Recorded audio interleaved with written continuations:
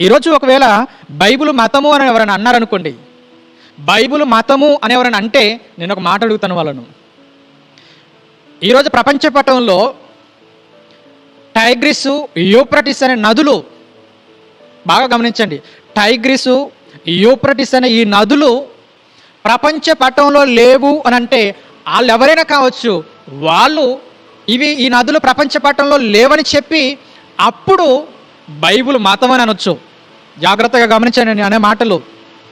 ప్రపంచంలో ఎవరైనా కావచ్చు, ఏ దేశపు వాడైనా కావచ్చు, ఎలాంటి విశ్వాసానికి సంబంధించిన వాడైనా కావచ్చు, ప్రపంచ పటంలో ఈ టైగ్రిస్, యూప్రటిస్ నదులు లేవని నిరూపించిన తర్వాత వాళ్ళు బైబిల్ మత గ్రంథం అని అనాలి. ఒకవేళ ప్రపంచ పటంలో ఈ యూప్రటిస్, ఈ టైగ్రిస్ నదులు ఉన్నాయని నువ్వు ఒప్పుకుంటే బైబిల్ మతం కాదని నువ్వు ఒప్పుకోవాలి.